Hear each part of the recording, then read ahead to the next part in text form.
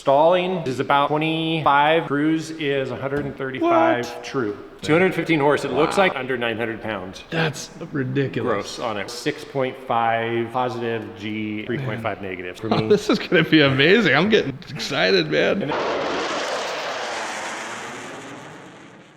Hey, it's Steve. Welcome back to Clear Direct. This is Isaac, and we're going to talk about his Pegazair. I had no idea what a Pegazair is, so is it experimental or certified? It's experimental. Awesome. So that's why you're doing all this work to it, because Exactly. you're not an AMP, I take it. First off, who are you? My name is Isaac. I started flying in 2004 and then got married, had kids. Life got in the way and kind of put down the hobby for about 15 years. And about 5 years ago, I picked it up again and flying like crazy since. And I caught the backcountry bug and started looking at an airplane that would fit my mission, something that's going to be very safe and stable. And the more I researched, the more I kind of fell in love with the Pegazair. And there's not many of them flying. Yeah, well, I had no idea. I thought you sneezed or something when you said it. So Pegazair, something like that? The manufacturer is up in Quebec, Canada. Oh, nice. And so there's a lot of these flying in Canada.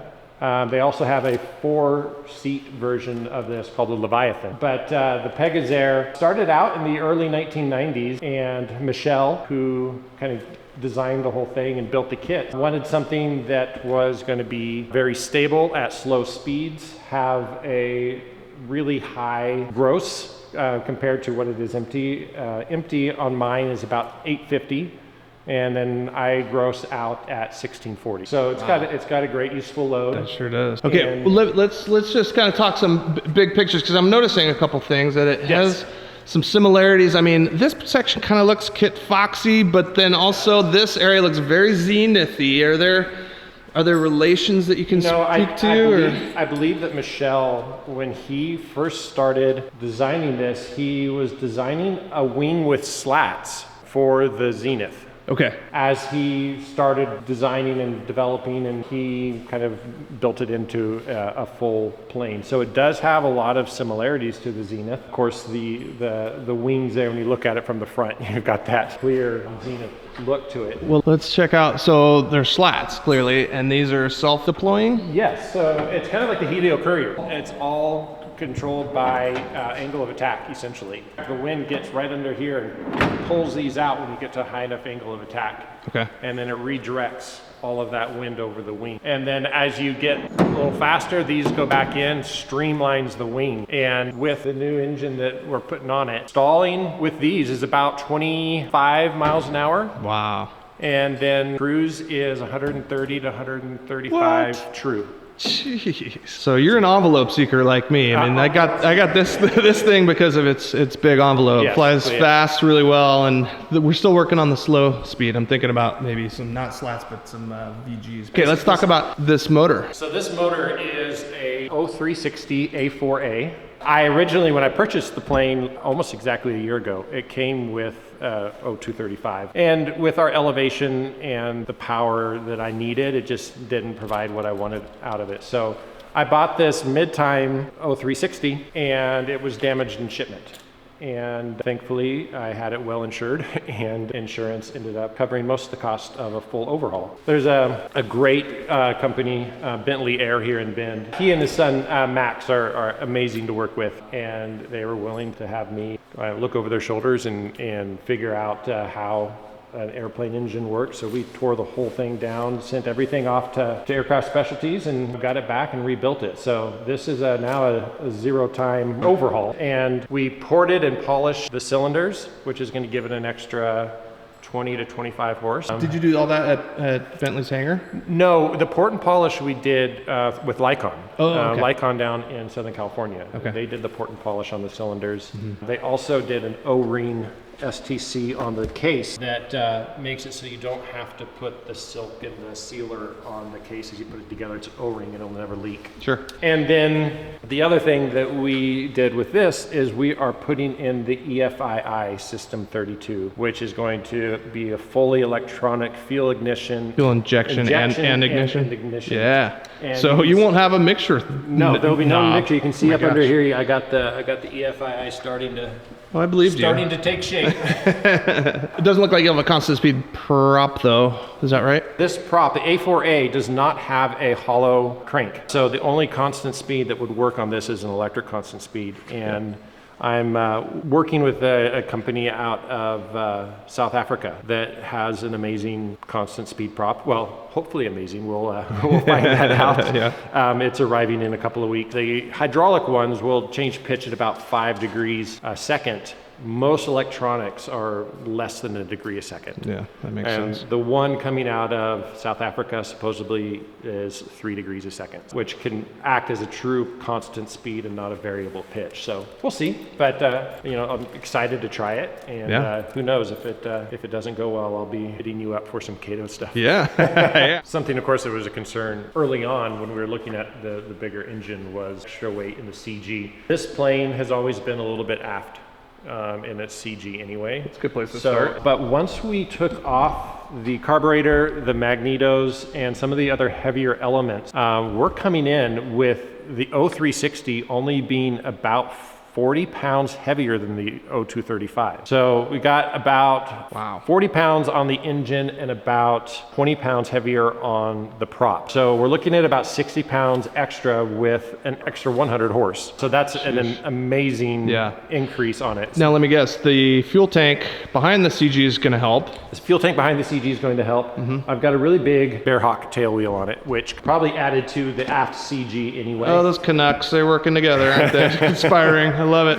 But right now it looks like it's going to settle pretty well with the CG, but that's still to be determined once we get everything on it. Yeah, that's obviously going to be vital. So I'll be curious, and let's update everybody maybe in a follow-up video with final weight numbers, performance numbers, weight and balance, CG, and all that good stuff. How about Avionics next as we're working our way back? Yes, when I first got it, it didn't even have radios. So just to fly it, I had to put intercom and radio in. But my goal immediately was to get in here and do a full glass panel. So friend Steve is a Dynon dealer and got me all set up with a full Dynon setup. So we're going to have an 11-inch HDX, full autopilot, and all of the little bells and whistles with that, along with the iPad. And it won't be IFR. You don't need an iPad. The iPad is not going to be set into the thing. It's one that can just go on. I have it exactly set up because I'm probably going to put another 11-inch screen. Yeah. That was how I back designed into mine. it the second. I was like, well, just leave it blank, maybe an iPad, but then I'm like,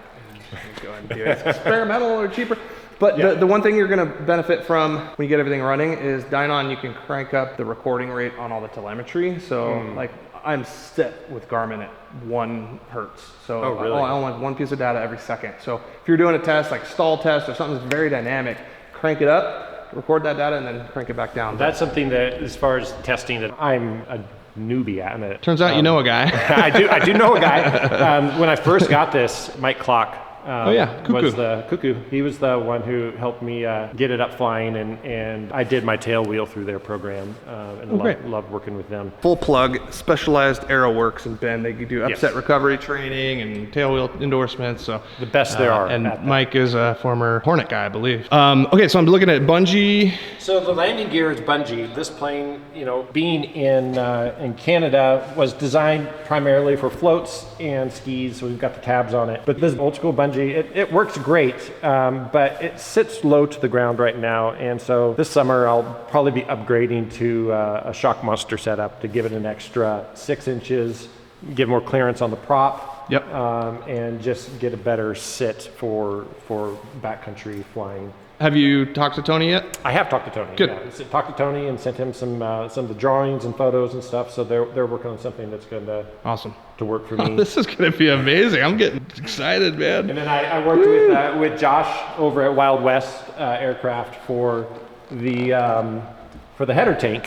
With the EFII system, you need at least 5 gallons because there's a lot of fuel that's running through the injection system. Oh, sure. So it's got a fuel return, obviously. So it's got a fuel return, and I didn't want to return to the wings. Okay. So this gives you an extra 5 gallons of Yeah, fuel. and it acts as a shock absorber to the Shock absorber. to the system. I've had a failure once on the engine on final when before these fuel lines were rerun. I got new tanks in the wings, but with the original tanks that were not built well, just a little bit of degree offset, and the fuel tanks weren't full, and it killed it on final. So the header tank's going to solve any of those issues. I've got 38 gallons of fuel here, and then another 5.5. This is very capable. This is a great design. How many are there in the wild? Do you have any? Can you speak to that? You know, in the U.S., I think that there are 11 or 12 of them flying. Oh wow, That's it. In Canada, there's probably 150, 200. Okay. But Doug Wilson out of Kansas built one of the very first, probably the first in the U.S. back in the mid-1990s. And he did an amazing job with his, and he's kind of the godfather of the Pegazairs here in the States. At least in the United States. Because there's not a huge community of this, those who are in it are tight and help out with any questions I have. I'm looking at a linkage system here. Is that brakes or is that rudders? Yeah, so this system here is just, it's a wire down to the rudder. Something that's really interesting with the rudder is that my entire vertical stabilizer is the rudder. What this does is, because it flies so slow, when I'm at 25 miles an hour, I still have great rudder control because that whole thing turns. And those slats that pop down with this big rudder, Mike Clock and I were trying to get it to stall, and we were at 15 miles an hour and the wings still wouldn't drop. So you just basically fall out of the sky before you stall it. So Can you give it some prop wash over the tail and pull the nose up even higher? Or? we got it prop wash over the tail, pulled it up, and it just dropped out like that. It just tail slid down. So that's basically what we could get out of it. Wow. I mean, look at this thing. This is just, I mean, I think my friend Carson will enjoy this shot right here. This is very Zenith-esque.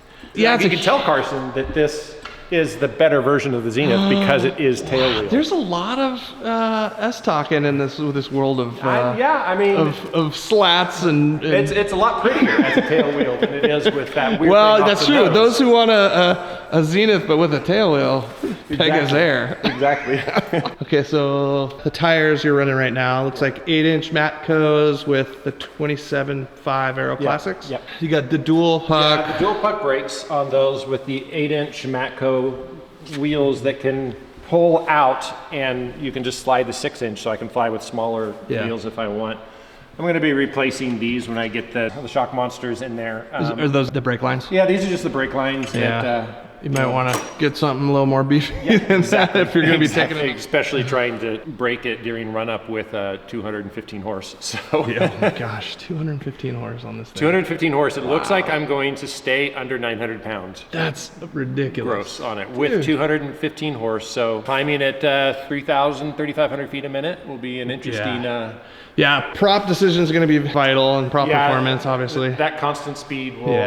It's going to be a lot of experimenting because again, the AX sports props out of South Africa, they're not that tested here. There's a lot of the slings that are flying those. Okay. And there's some Rands. There's a couple of guys flying some Rands 21s on those. One guy in New Zealand that absolutely loves it. Huh. So we'll see.